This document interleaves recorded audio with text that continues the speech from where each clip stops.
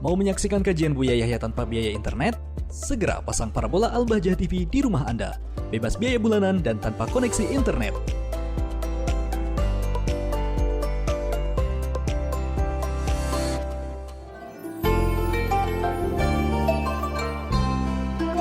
Assalamualaikum. Waalaikumsalam. Silakan Bapak salawatnya terlebih dahulu. Allahumma shalli ala sayyidina Muhammad. Allahumma salli alaihi. Allahumma salli alaihi. Dengan Bapak siapa dari mana? Dari hamba Allah dari Kalimantan. Baik Bapak, silakan bisa bertanya langsung kepada Buya. Assalamualaikum warahmatullahi wabarakatuh. Assalamualaikum warahmatullahi wabarakatuh. Alhamdulillah bisa langsung berbicara dengan Buya. Masya Allah, alhamdulillah. Begini Buya, kalau berbicara secara privasi bisa nggak Buya? Apa itu? Berbicara secara privasi kepada Buya bisa lah. Oh bisa, nanti bisa, boleh. Boleh. Kalau hal-hal pribadi yang nggak boleh disebut ke orang lain, didengar orang lain, seharusnya seperti itu. Nanti ada langsung, nomornya nanti akan disimpan, nanti dihubungi. Karena aib pribadi nggak boleh dibongkar. Iya, iya. Baik. Nah, ini saya mau tanya tentang ini Buya yang pertama. Saya dulu pernah bertanya, saya imam masjid gitu ya. Yang dulu saya pernah bertanya, kalau mengqadha sholat itu kan nggak boleh. Maksudnya kita itu nggak punya tanggungan sholat, terus kita mengqadha untuk orang lain itu nggak boleh. Nah, ini kan saya kebetulan ada jamaah itu terkadang kan ada yang dia punya tanggungan sholat banyak gitu kan, pernah meninggalkan sholat dalam jangka waktu lama gitu.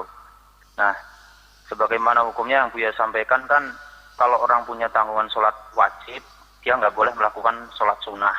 Nah, biasanya orang itu karena punya tanggungan sholat banyak, itu mengqadha kan berat sekali gitu Buya. Jadi dia, kalau misalnya, kadang saya bingung sendiri menyampaikannya, kalau misalnya dia dilarang sholat sunnah, mau sholat qadha, itu berat.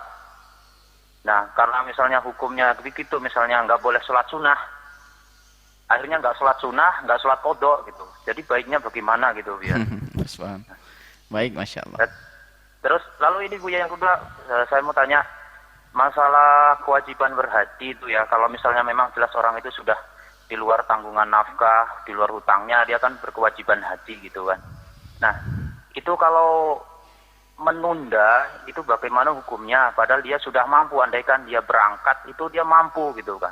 Tapi dia ini malah menunda, misalnya dia ingin lebih, misalnya ya untuk, kalau misalnya Buya pernah menyampaikan misalnya untuk anak sekolah mungkin masih boleh, atau tapi ini misalnya untuk dia misalnya sudah punya toko, pengen bangun toko lagi, atau dia pengen memperluas tanahnya, atau intinya ingin menambah kekayaannya gitu. Padahal dia, andaikan dia untuk berangkat haji dia sudah mampu sebenarnya, dia sudah sangat mampu, bahkan lebih dari cukup gitu. Tapi dia tidak berangkat, dia menunda, dan dia alasannya adalah yaitu untuk misalnya untuk menambah tokonya atau menambah kekayaannya. Nah, itu bagaimana hukumnya gitu Buya? Terima kasih Buya jawabannya. Baik, Masya Allah. Assalamualaikum warahmatullahi wabarakatuh. Assalamualaikum warahmatullahi wabarakatuh. Yang pertama adalah, memang betul, kita tidak boleh mengqadha sholat yang tidak pernah kita tinggalkan. Kita tidak pernah punya utang kok mengqadha sholat, nggak boleh, nggak jelas, kayaknya kira-kira nggak bisa. Makanya nggak ada mengqadha sholat yang jelas.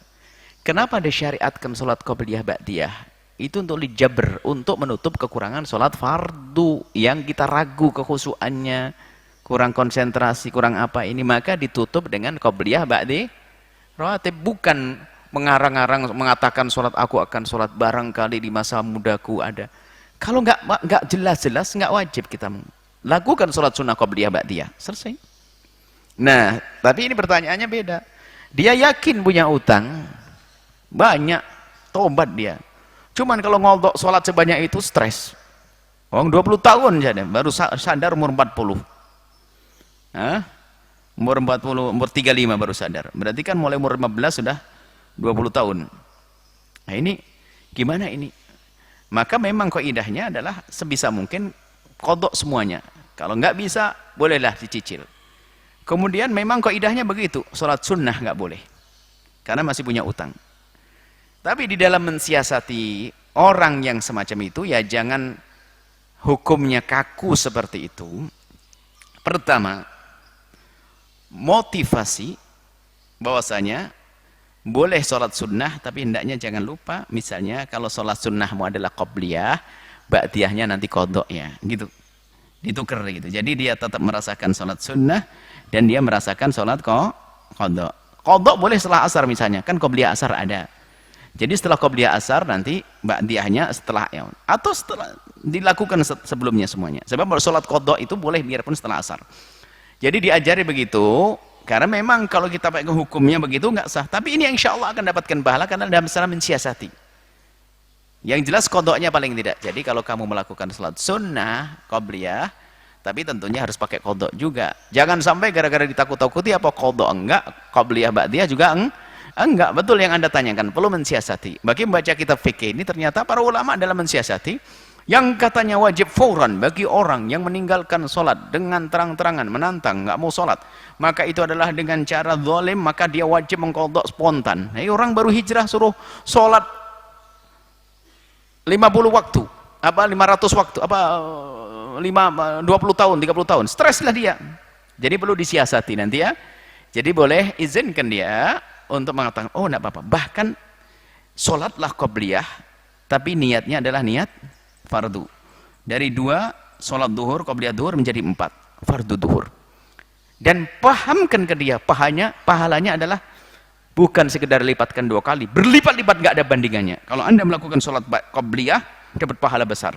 Tapi kalau dilakukan sholat duhur qadha tadi, pahalanya besar, nggak bisa dibandingkan. Beri motivasi secara perlahan. Yang penting dia sudah mau hijrah, mau tobat, jangan disiksa dengan hukum-hukum yang berat semacam itu. Insyaallah. Yang kedua adalah orang yang sudah punya bekal haji kok kemudian belum haji, hukumnya adalah dosa dan dia wajib haji. Adapun kapan waktunya, ini karena wajib haji itu adalah tarakhi, tidak langsung di saat dia kaya langsung haji. Pokoknya wajib haji sampai sebelum mati. Lah matinya kita kan nggak tahu, jangan sampai mati belum haji. Maka dari itu kita wajib melaksanakan penggantinya haji dulu sebelum berangkat haji, namanya azm. Baru orang tersebut dianggap tidak dosa menunda asalkan sudah ada azm. Azm itu adalah semangat di dalam hati, niat yang kuat. Saya harus, termasuk ditandai dengan mendaftar dan menyicil, nabung. Itu adalah termasuk azm. Kalau sudah azm tidak dosa, hajinya kapan? Boleh tahun depan, boleh berikutnya. Seperti itu. Yang penting azam dulu. Kalau tidak azam dosa. Suruh daftar nggak mau, daftar tok tuh, duitnya ada. Berarti seolah-olah nggak ada azam dia. Kalau nggak ada azam dosa.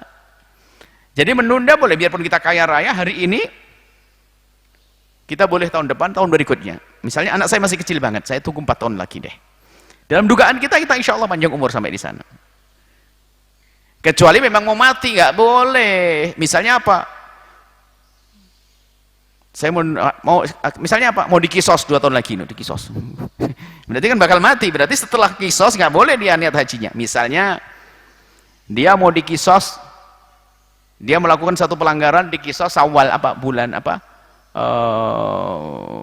Dikisos bulan Syawal apa? Dikisos bulan Muharram tahun depan. Maka haji tahun ini wajib. Kenapa? Setelah haji mau mati dia, karena setelah haji dia mau mati, maka wajib, nggak bisa ditunda lagi. Kenapa? Nggak ada tahun lagi setelah itu. Tapi kan nggak ada kisah begini, hampir tidak ada. Mungkin juga orang mau dikisos, hukum bunuh ditetapkan untuk si fulan di bulan Muharram, berarti bulan haji ini dia wajib haji kalau punya harta. Nah, tapi kalau memang dia tidak pernah bakal mati seperti itu, ya dia boleh menunda, asalkan syarat yang paling penting adalah dia sudah azam. Azam itu adalah niat yang kuat, ditandai dengan sesuatu yang nyata, seperti mendaftar. Wallahu a'lam bishawab.